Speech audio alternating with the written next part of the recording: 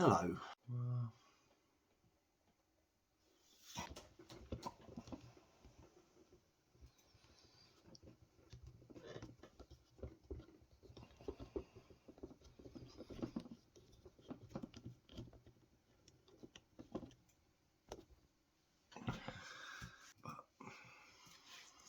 We should do that.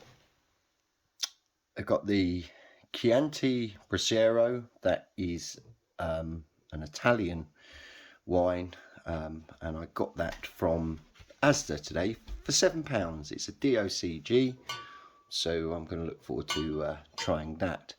I was gifted this, and the whole reason for this video is a Michael Holland. This video is for you. This is La Cremia Louis Oldovo from Odivio. Forgive my pronunciations. This is from Romania, so that would be really nice. And last wine that I'm going to be reviewing is the Rouge de Liban. Is from Lebanon. Lebanese wine is hugely fantastic and really great. All are reds. I've got 16-ounce glasses, so I'm going to be reviewing them with those. I've got my tasting scorecards. They can be found on my page Earth, Vine and Sun, attached to my Facebook page. You can free to download one, and they should really give you a really great perspective on how to grade wine. I'm going to be using a very standard wine bottle opener, along with a cutter to take off the crown. Hello, Michael. This video is for you. You have to forgive my background. I've got a picture of my dog, so forth. Then have the wines here on the left. So I will start with the Romanian wine. This looks really great. Great presentation, great bottle. I don't know much about Romanian wine, but on the Vivino app, it mentions that this wine is 4.5. I'm not familiar with the grape or anything. I'm just gonna, if you like, blindly taste away, because I haven't done any research on this, which is gonna, form a sort of more modest thing. So the bottle's done in a sort of Bordeaux style bottle, long, thin, traditional. It's got some accreditations attached to it. I'm pretty sure that that is something to do with their Romanian side. I'm gonna open it up. I've got my scorecard ready, and my white card here to measure against the thing. But the first thing I'm going to do is hold a candle up to it, so we can see, look through the bottle, see about how clear it is. So hopefully you can see that in the video. As I hold the can, the light shines quite through it. That would signify no contaminants or sort of, if you like, pulp or mixture in the bottle. Quite clear, crisp wine. Hopefully that follows through into the glass. Most people use a torch, but I just use the candle for effect. Right. First thing that I'm going to do, as you can see on my chart, is the clarity and the colour, grading it 1 to 5. Hopefully this scorecard is certified and registered as an official grading card by a wine standards agency, so this will allow and give you a more accurate and representative score. I can't offer it medals or anything because I'm not part of any of the clubs, but Ashley will go through the card as we go down. So this is for the Romanian wine. So without further ado, let's get to it. What I'm first doing before I get into drinking the wine, in my lovely 16-ounce glasses the size of my head, which is always a fabulous way to drink wine, almost holds a whole bottle, Michael, is I'm going to assess the quality of the cork. This will largely influence how the wine tastes, due to the fact that if it's not right, or if it's been tainted, or if the wine bottle is corked, there could be some oxygen getting in, could ruin the whole flavour. I'm using my Majestics bottle opener. I find it really nice and easy to use. It's a compound cork, so that's always a really good sign that there's been no, if you like, leakage. I'm just going to get into it for you now. See what smells, flavours and colours sort of burst out. As you can see, as I do this, I'll turn it that way. The cork is coming out quite easily. Quite a smooth, relatively nice thing.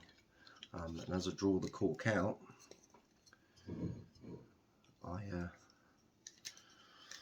will be able to tell you a little bit more. Some sommeliers or some wine experts smell the cork. They do taste quite vinegary. There are some chemicals that sort of get produced when the carbon dioxide goes, but it's had sufficient enough storage, it's stored. This is a 20, is it? I don't know what year it's saying, just says a 5 on there. I'm not sure on the back what year. It's a 15%, so yeah, you're getting quite a lot of fruit off that. You want to smell it. I don't know how to hold that up to the camera. So let's pour a little bit out. I have also here some white paper, because this will allow me to see right through the wine, and I'll video that as I do it. So let's pour a little bit. It's a lovely sound. Oh, it's a very brown wine, very brown. I wouldn't say that that's a red that I've came across before. I'm going to have to do some more research into the grape. As you can see, I've poured quite a little bit, but only up to a point so I get the surface, almost like a dark rum colour more than anything. I'm swirling it around now to release the flavours, and also to assess the run on the glass for the legs. Now this is called the Maglione effect, but most people just call it the legs. The Maglione effect is where the alcohol sits on the side of the glass and runs down, and I can't quite capture it in the video or the light because my video in skills are somewhat lacking, and I'm doing this on my Android phone. Right, so on assessment, let's look at the colour first. Right, so I'm going to draw the wine over the card, and looking at the hue and the thing. As you can see, it's quite a clear wine, quite clean, and the hue is kind of just half a millimetre or a millimetre down from the top, which will say that this is quite a young. I think from the appearance, the clarity of the wine, it's gonna 5 being very clear in colour and 1 being really cloudy. I'm gonna allow this a 4. So the score for the first box will be a 4. Sorry, my video editing skills. You want it professionally appraised. I'm trying my best, Michael. Right, so next box down will be the colour.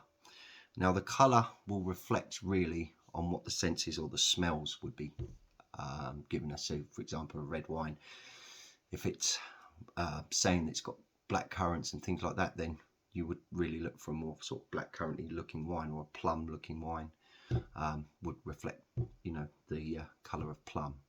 So I'm just trying to really rack my head around what kind of colour this is. It's sort of like a brown, like not a ruby red, but like a brownish red. My first initial smell would depict that the colour does really sort of reflect the smell, because there's not a lot coming out. I am getting smell or hints or aroma of, if you like, licorice. So this colour doesn't really reflect like a licoricey smell, but I can smell the alcohol. So I'm going to grade that a 3 out of 5 points. The next would really be the intensity of the aromas. It's not up to 10, so it's not really got high intensity, and it can be construed as quite a light wine really in terms of smell, because I'm not picking up 3 or 4 different aromas out of the glass. So I'm going to grade the intensity just 2 out of 10 points. Now on the nose, whether it be cork or oxidized or something like that, that would be my next box down. Most wines would sort of typically fall between 5 and 20 in this category. If it's got an acceptable aroma, it could be between 5 or 10 points. An aromatic and attractive aroma between 10 and 15 points, and like a all-out wow, gosh, I've opened the bottle, I can really smell it, and that would be between 15 and 20. So modestly, I would say this is quite acceptable between 5 and 10, but I'm going to push it up to 10 points out of 20, which is the top end. I find it quite an acceptable taste or smell. The complexity of it, there can be some complexity to it. I mean, I'm picking up some licorice and not much else, a bit of alcohol, perhaps on the back end of the smell, a little bit of cherry, dark cherry, sort of like a dark, more of a dark fruit smell, more fleshy fruit, like fig or something like that, but on the fleshy side of cherry. That is graded up to 15 points. Now, the complexity of this wine isn't that complex. I'm going to grade this a 7. Just go halfway through that for you.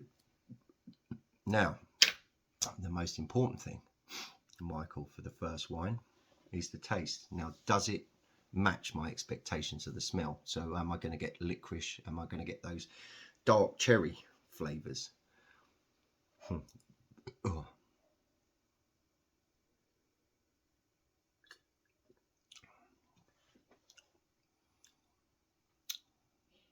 Yeah, this wine reminds me more of a Madeira wine.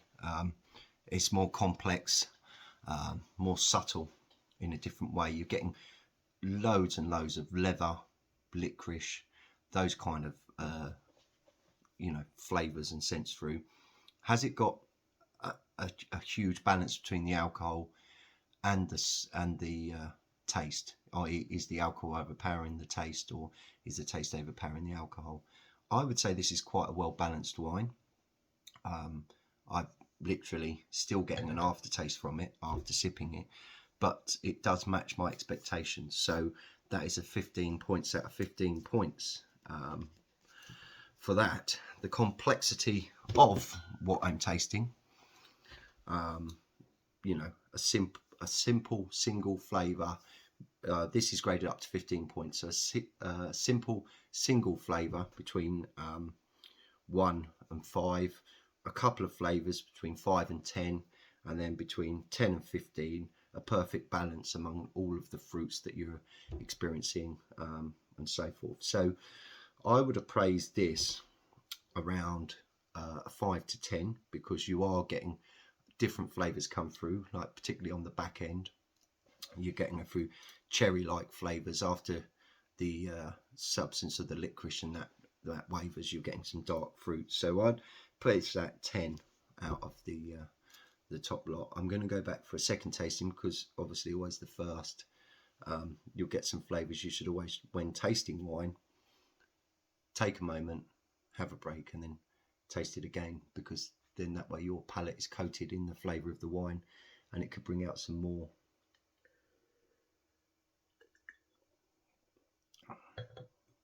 Okay, that's an enjoyable wine. I wouldn't put that at a great wine. The finish is graded out of 15, so the finish would be like the aftertaste what sensation.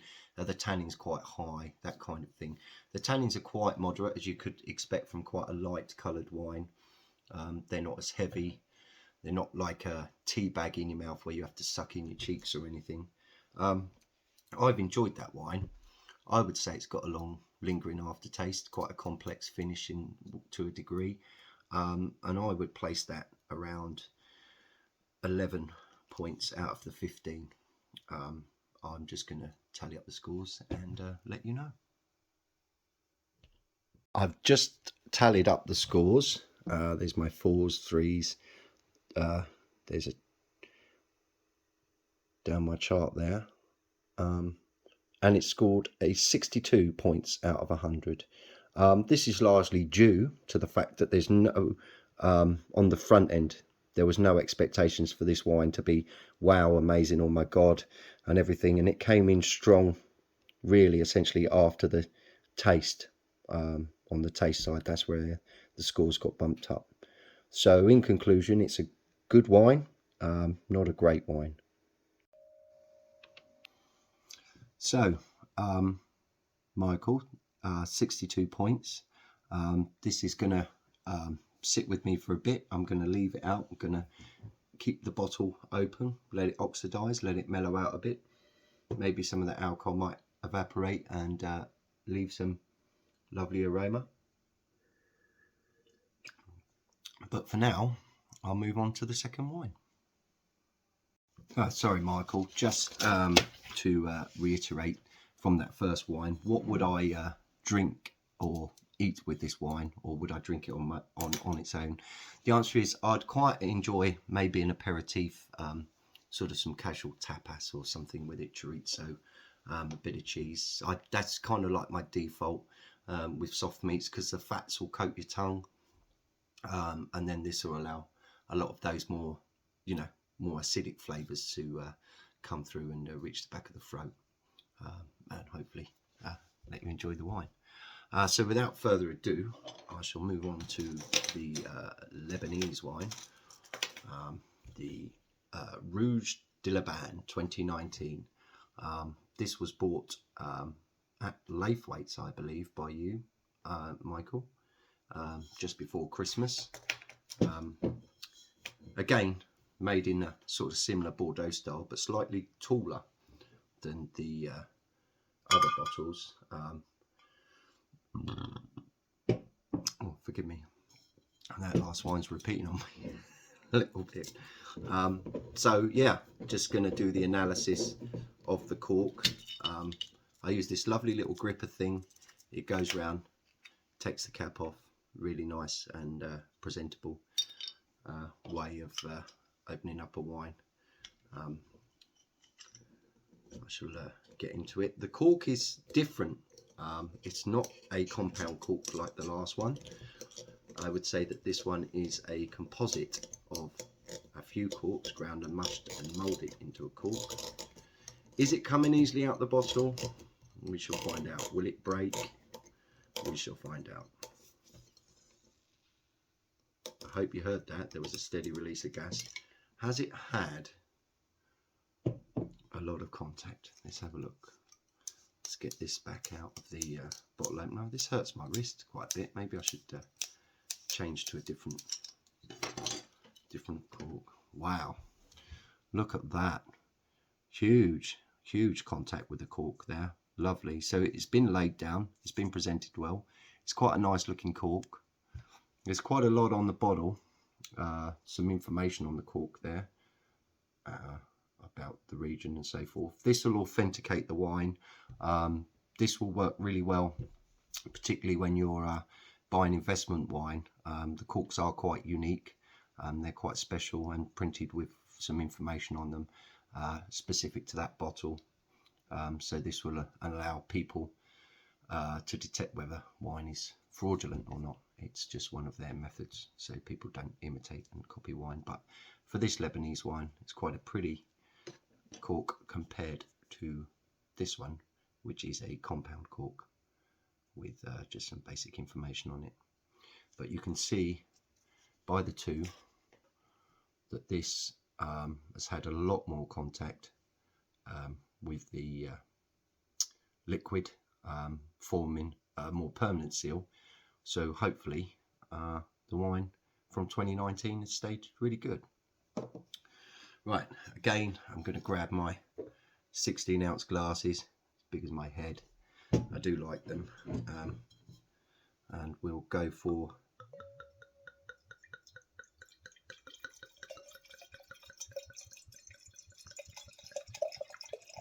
a rather generous amount.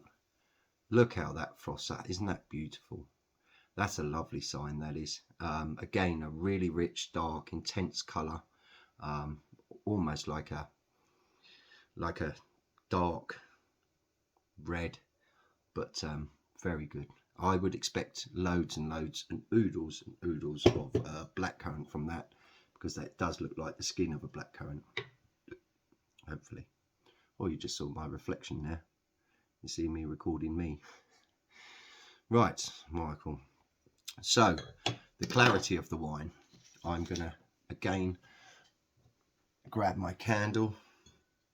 I'm going to look through the bottle.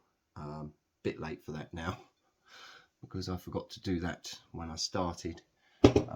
So I'm going to move on to my bit of white paper straight away to see whether we can see through this wine or not. Is it clear? Yes, it is. Look at that beautiful hue on that.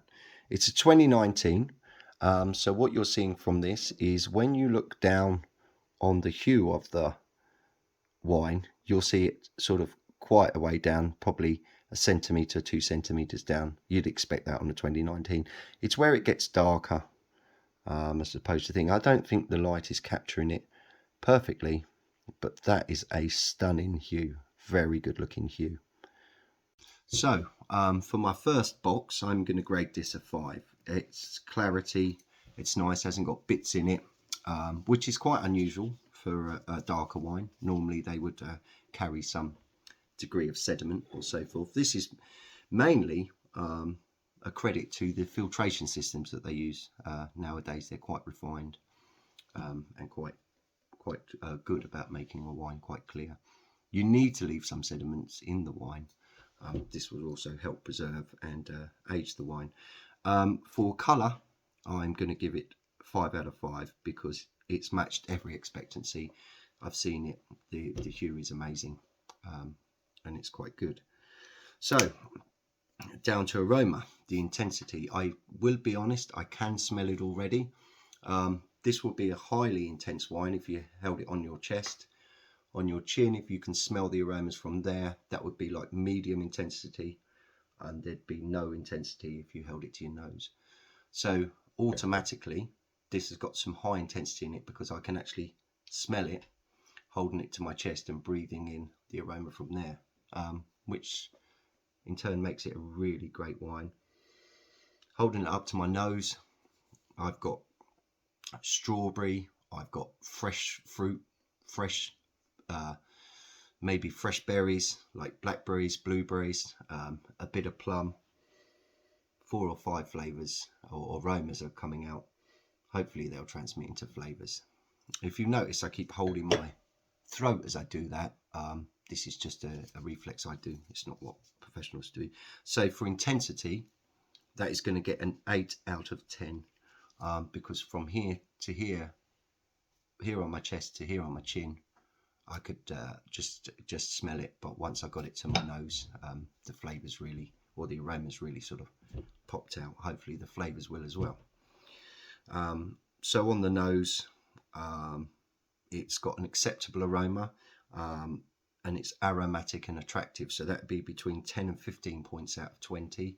I would place this at the top end. I'm quite excited about drinking this wine. I've given it a 15 out of 20. I haven't put it in the dynamic and intriguing 15 to 20 points because I'm yet to taste it, so I might revise that score, but it's certainly quite an interesting wine, and I've really enjoyed looking at it there. Now, the complexity of it, has it got a single aroma? No. So that would be between 1 and 5 out of 15 points. So between 1 and 5, a single aroma that you're picking up. No, I picked 4 or 5 out. So between 10 and 15 points. I would give this a very great 15 out of 15 points, because there is a lot going on in the aroma side, and this is what you'd expect from a red wine, hopefully, that can release these aromas and get it out. So let's have a look at the taste. The taste is the balance going to affect it in terms of the alcohol versus the thing. I'm looking now, checking now. I think it says here that we are looking at, what are we looking at in terms of alcohol by volume? 14%. So again, if the alcohol overpowers the taste of the fruits, then it's not going to be as great as I would expect it to be.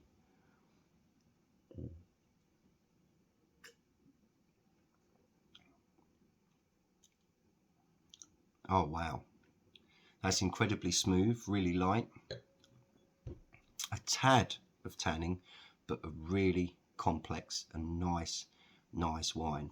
On the back of the bottle it says we've got a blend of Carrigan, Cinsault, Syrah and Cabernet Sauvignon.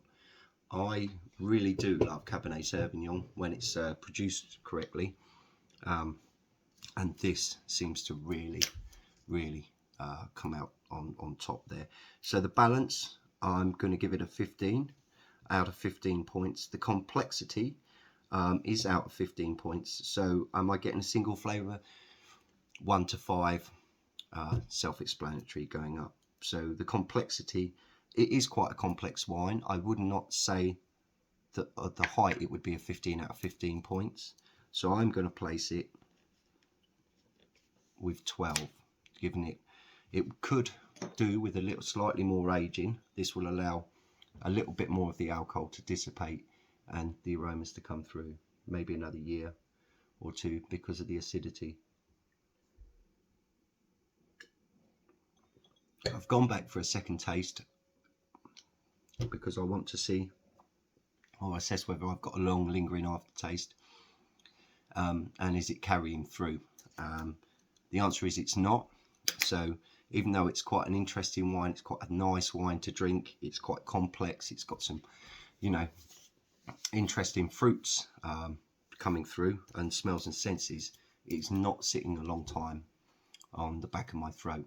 In fact, the alcohol level and the acidity level is coming through more. My mouth is starting to salivate slightly, and this is due to the level of tanning. So again, this wine should be aged a little longer, maybe drink it 20, 25, another 3 years, give it 5 to 10 years on the shelf or stored, and you might again get that slightly softer, and it should come out a bit more. So out of 15 points there, I am only going to give it a 10, because again, it has a medium finish, it is quite nice.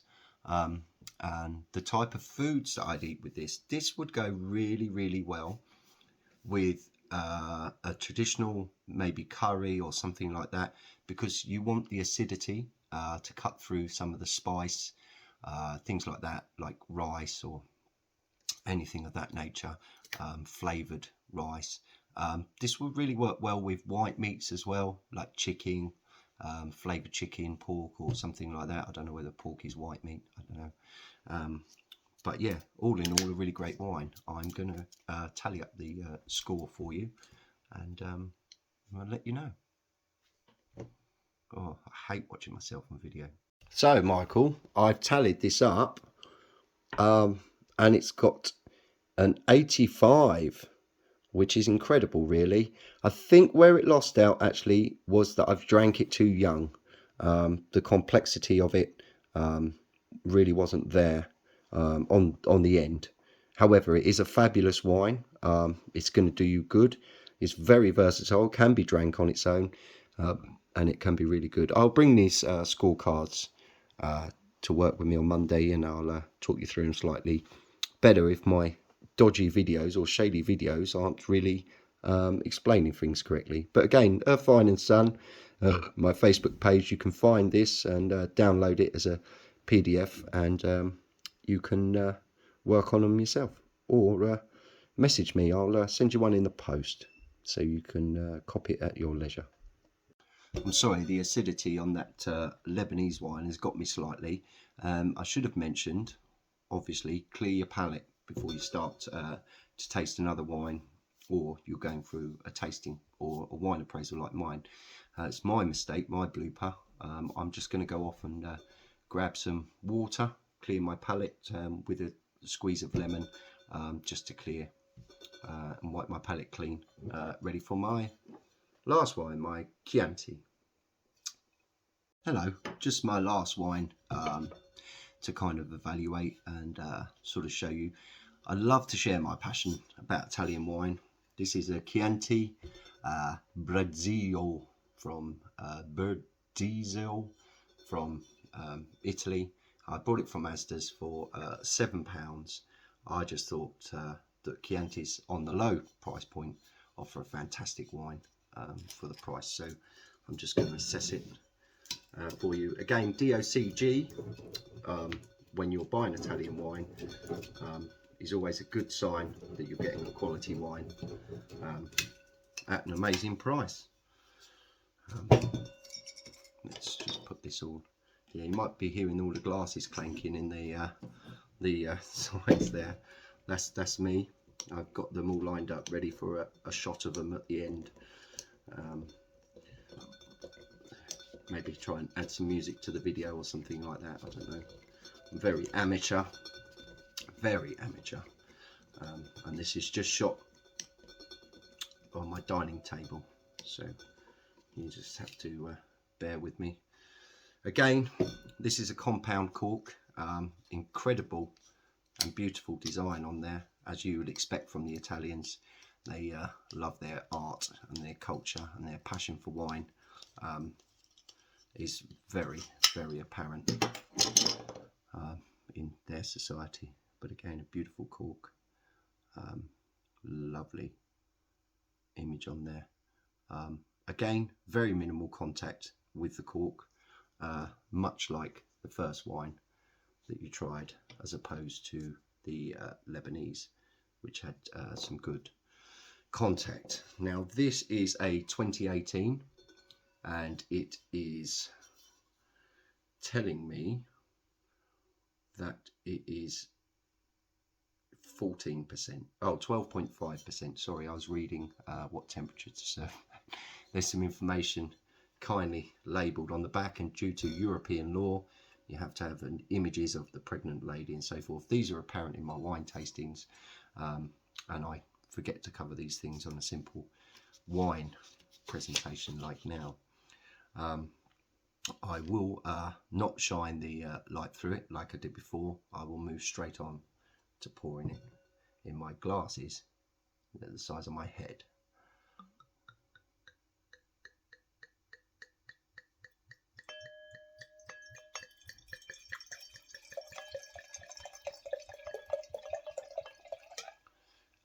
I love that sound, so I try not to speak when I do that. Again, amazing. Wow. Straight away I can really feel the intensity and the aromas pop out. It's made with Sangiovese grapes, which are translated, Sangiovese means blood of Jupiter, or Jupiter's blood. They say when they harvest in Chianti and so forth, that they get the grapes at optimum ripening, when to pick, just based on the colour of Jupiter in the night sky, and it really does reflect well in their wines. A really dark, rich, kind of almost similar to the Lebanese wine, but just slightly darker, if you can see the difference, just slightly darker. I will shine, put it on the white paper background thing to assess the hue. As you can see there, really lovely hue, nice colour coming all the way through. What you can see there, because I'm not a professional video editor, is reflection of my bookshelf and my wine collection.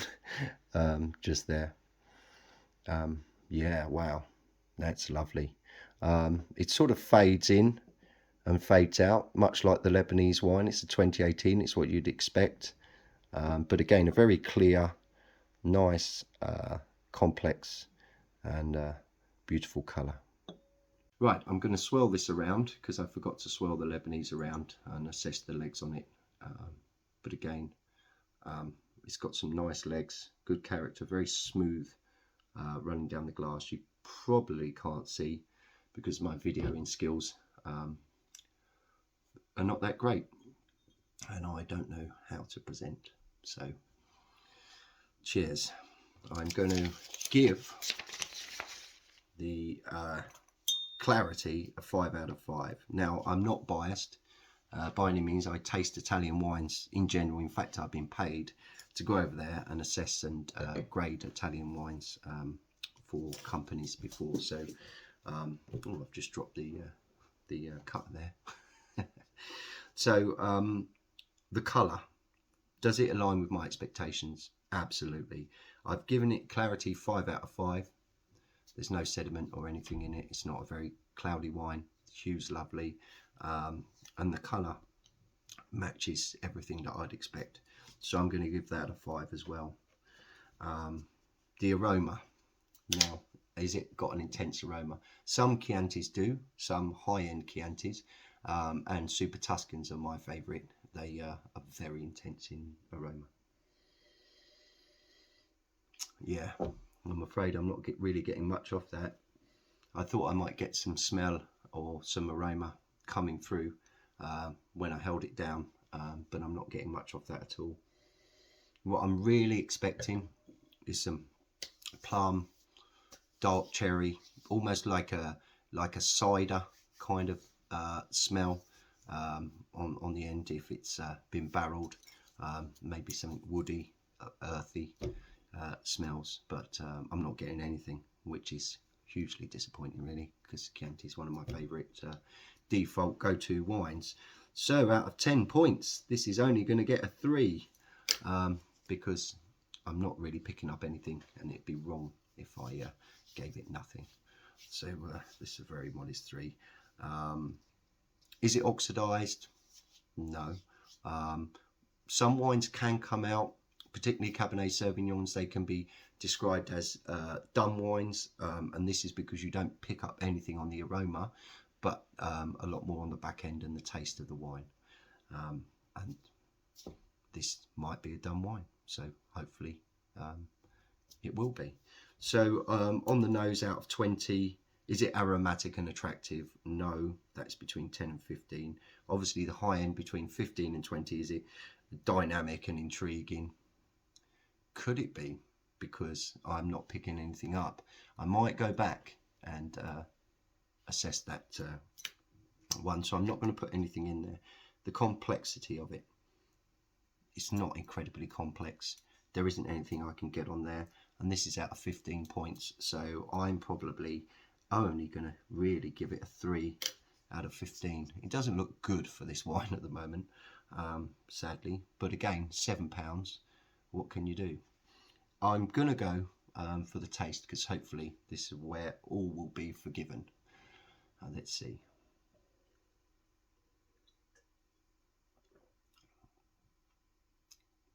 Oh yeah, oh absolutely, yeah.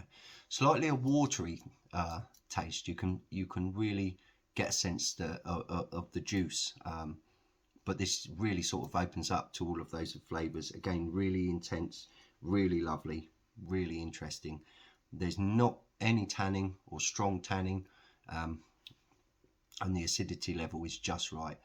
This is an amazing turnaround. I knew that if you couldn't smell anything, that it could reveal itself in the taste, and this hasn't disappointed. So this will be a 15 out of 15. The complexity of it, now the balance is there between the levels of acidity, the aromas and the fruit haven't come through, but the balance is there between the alcohol level and the taste, and again the tanning, it's quite soft. in tannin, which why I enjoy wines like this, because tannins tend to give you a bit of a headache. I'm going to address the complexity of it. It's between 15 points, 1 to 15 points. The 15, I would say 5 to 10 points is interesting. 10 to 15, it's very dynamic. Dynamic, I would use to say it creates a various range of flavours coming through right to the end, giving it a nice long aftertaste. I wouldn't say that it's dynamic and interesting. I would place it between the 5 to 10, which would be interesting, not dynamic in terms of what it does. So I'm going to give it a top mark of 10 out of 15 points, but sadly it's not going to meet my expectations in terms of everything else. I'm actually salivating a little bit. The acidity level is kind of there, and the tannins are starting to come through after a second sip. So the finish does have a nice lingering aftertaste. Again, I'm getting a lot of those fruits come through: blackcurrant, cherry, plum, and I would expect a little bit more from them. It's normally lasting probably a minute to 2 minutes, so it does have quite a complex finish. So I'm going to, out of 15 points, I'm going to grade that a 13. Going back to the nose, out of 20, is it dynamic and intriguing now? I'm going to give it a 15 out of 20, because again, it can be construed as quite a dumb wine, but on the back end, all of those flavors do punch out and come through. So Michael, bottoms up, and cheers. I will do the scores for that, tally up the scores and get right back to you. So I haven't tallied up the scores. So I've tallied up the scores, and this has got a 69 out of 100. It is a really nice wine. I do enjoy it. I would never turn around and dismiss this wine. It is quite a nice wine. I did enjoy appraising these wines. For me, my favourite would be the Lebanese. I'm just going to do a panoramic screenshot of all three. I don't know how to do that. Yeah, so on the left here, the Romanian, we got a total score of 62. For the Lebanese, which I thoroughly enjoyed, we got an 85. Again, a really great score and a good wine. And for my Chianti, at the end, we got a 69. So we're looking at third place the Romanian, second place the Italian, and first place the Lebanese. Interesting. But thank you very much for the gift of the bottle, and I hope you enjoyed my appraisal.